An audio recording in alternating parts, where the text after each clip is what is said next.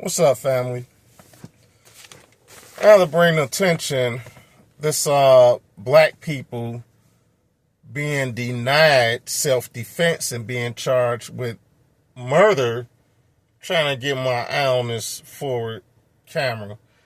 But, show must go on. So, Mr. Karmelo Anthony Frisco defended himself against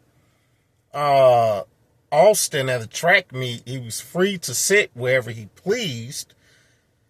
But the person that died went and put his hands on him and his property and told him to get up.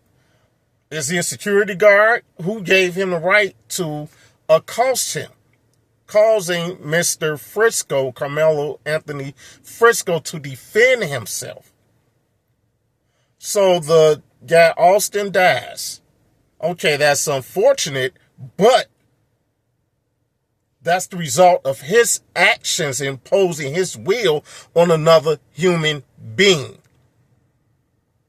So, was Karmelo, with him being black, was he supposed to litigate every move in his self-defense? No. The guy had no business pushing up on him. Now, he was charged with first-degree murder in the self-defense case. So I'm going to bring up some old cases so we can understand why Kyle Rittenhouse got off, why did it take so long for white people that have shot and killed black people with no proven threat take so long for them to get arrested. Like with Kyle Rittenhouse, the guy, Dominic Black, was his sister's boyfriend. He purchased the AR-15 for Cal, but to hold it until he turned 18. Okay, so after Cal did the dummy, which if he would not have drove there over state line and protect businesses, that's what he says, he would not have been in that predicament in the first place. That's what anybody else would have been told. So with Dominic Black purchasing that AR, even though it was for Rittenhouse took it without permission. Okay, so Dominic gets the straw purchase felony charge. Even though he wasn't at the riot, he gets the charge for the straw purchase, just for buying it for him. Kyle Rittenhouse gets charged with illegal possession of a firearm. It's not a hunting rifle. So they tossed it around. The Democrat judge threw out the gun charge through the gate. It's out of there. They did not let any footage of Kyle beating up that woman. They didn't allow that to be played. Any other evidence showing his character besides his testimony. So, now this is the kicker right here. If the judge threw out the felony gun possession charge, why did Dominic Black have to plead no contest to that charge? That's a felony on his record. So if you throw out the gun charge for Cal, there is no straw purchase to prosecute because those two are tied together by him buying the gun for him. So if you throw it out for Cal, automatically Dominic Black should have had his case, his charge dismissed, or there is no felony without Cal being charged. Now, is that political or what? So, everything, when Kyle Rittenhouse took the AR, everything he did after that was a felony. Once he took that gun out of that house, that was a felony. Him calling himself protecting businesses was not his concern. That's what law enforcement is for. And that's why those businesses have insurance. Even the Indian used car lot owners testified they did not ask him, nor did they want him protecting their business. So, Cal is portrayed as a hero. only because felony was thrown out. So we have a rest in peace, Miss AJ Owens of Florida. This old bird, white woman, Susan Louise Lawrence with a Z, whatever. She has a history of harassing non-white children, calling them racial names. Why was she not arrested previously for harassing children? We're supposed to protect the children, right?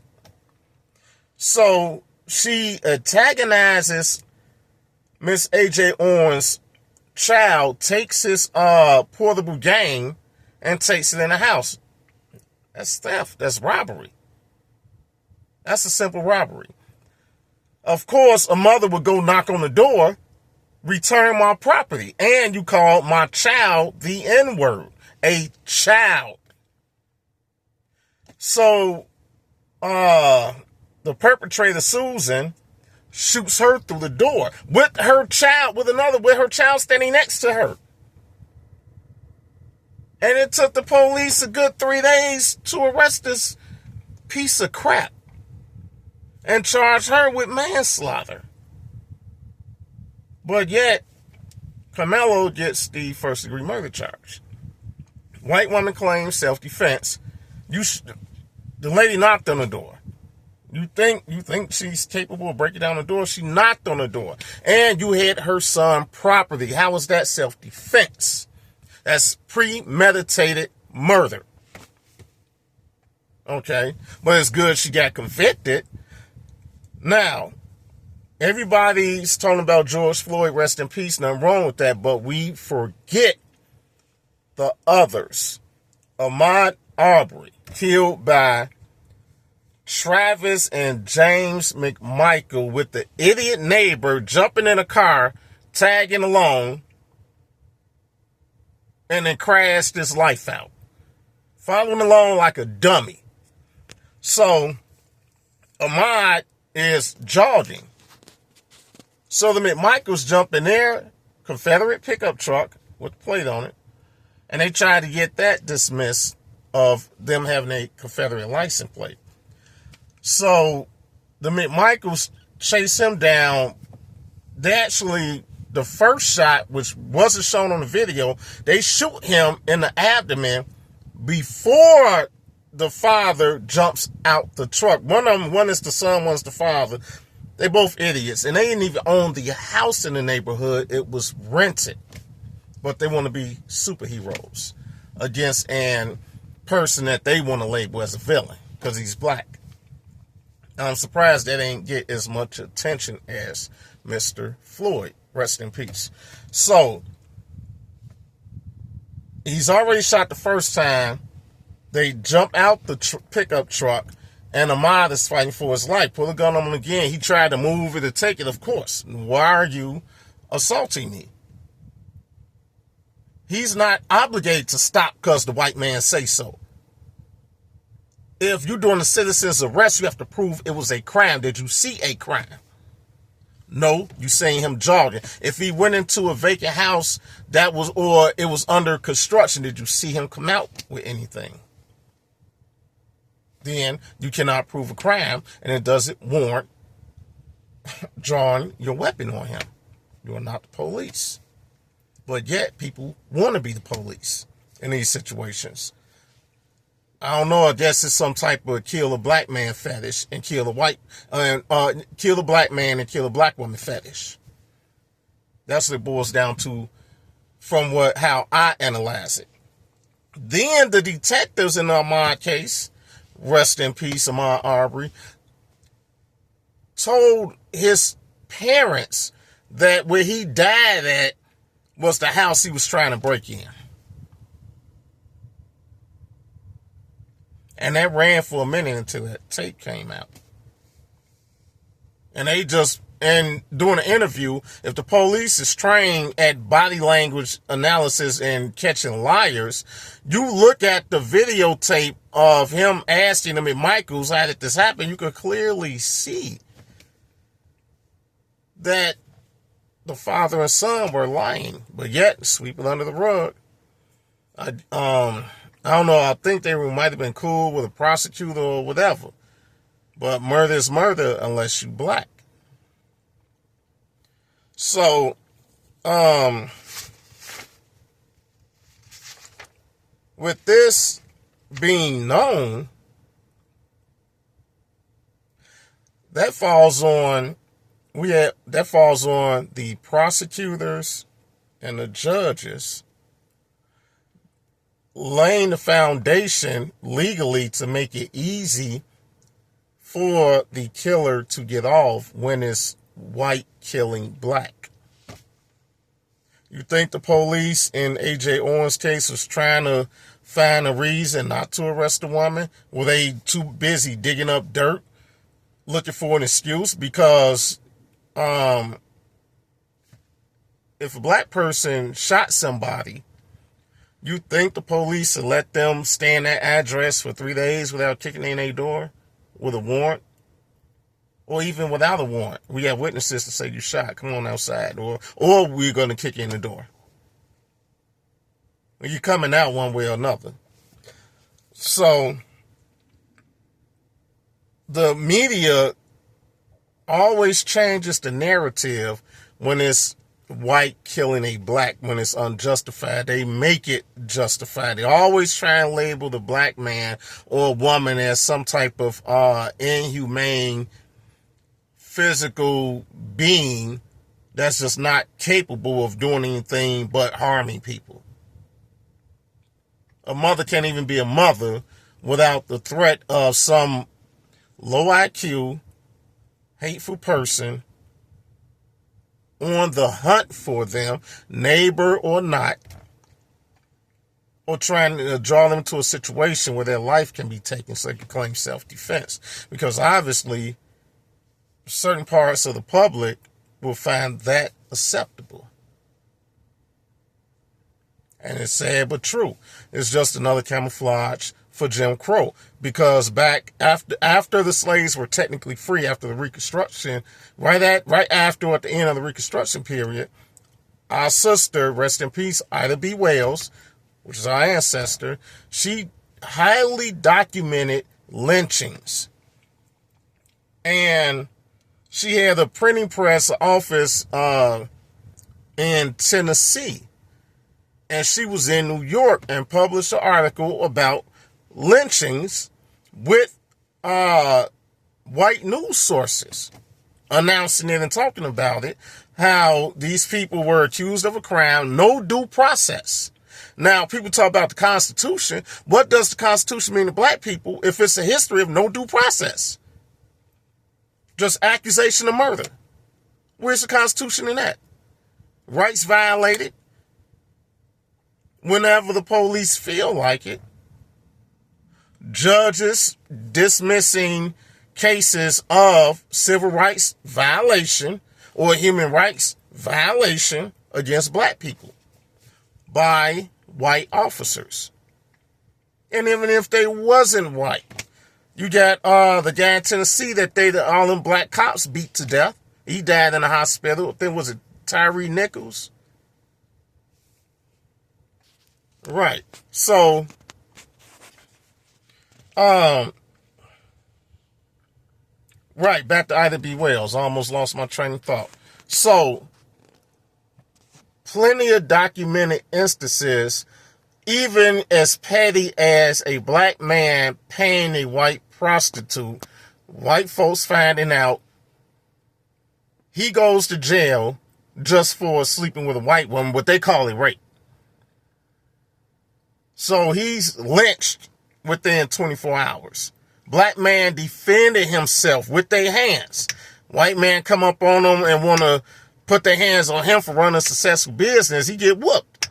Come back with the lynch mob. Oh, the sheriff and backup And, oh, well, you got charged, and within 24 hours, the white folks then broke into jail, a mob of them, snatched him out, beat them, stab them, and eventually you get hung. Some people were actually burned alive. Or they took the torch, burned eyes out one at a time. Then they will hang you, then take you somewhere else to cremate your body on the spot. But after they hung you, they could take souvenirs, take fingernails, cut your fingers off, cut your toes off for souvenirs.